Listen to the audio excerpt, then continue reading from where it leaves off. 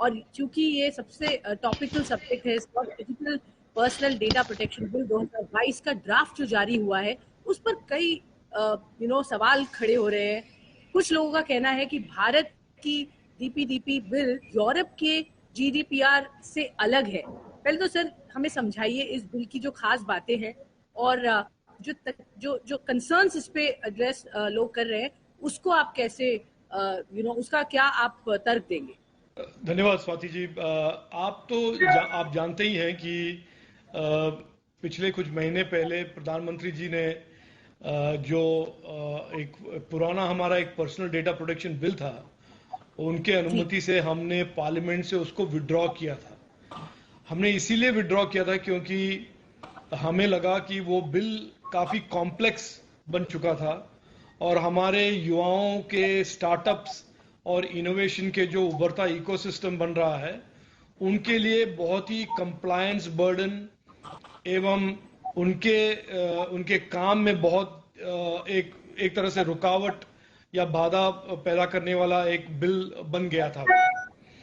तो हमने एक बैक टू बेसिक्स, प्रधानमंत्री जी ने एक निर्देश दिया कि हम एक बहुत ही सिंपल, बहुत ही कंटेम्पररी मॉडर्न बिल जो फॉरवर्ड लुकिंग हो और एक हाथ में कंज्यूमर के डेटा को प्रोटेक्ट करें, दूसरे हाथ में हमारे स्टार्टअप्स को और इन्वेस्टर्स को हमारे डिजिटल इकोनॉमी में निवेश करने की और भी सुविधा हो, और तीसरे सरकार को जो अपने काम है लॉ एंड ऑर्डर सिक्योरिटी, उनके लिए भी जो डेटा की जरूरत पड़ता है उसका भी एक तरह से एक अपॉर्चुनिटी मिले या उनको उसको भी एक्सेस मिले। तो आज जो हमने एक ड्राफ्ट देश के सामने रखा है, हमने इसीलिए रखा है कि हम लोगों से उनका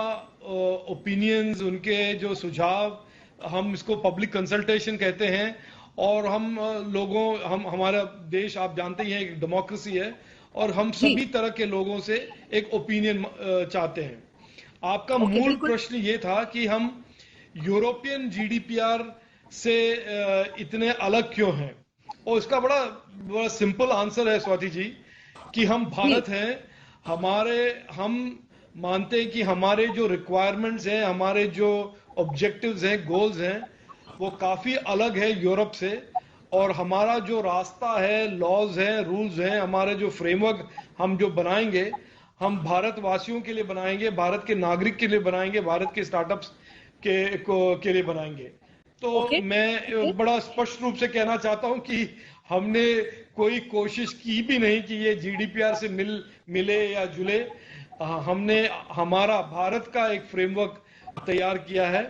और ये यूरोपियन जीडीपीआर से काफी अलग है, और मैं मानता हूं जीडीपीआर से बहुत ही अच्छा है और बहुत ही मॉडर्न है।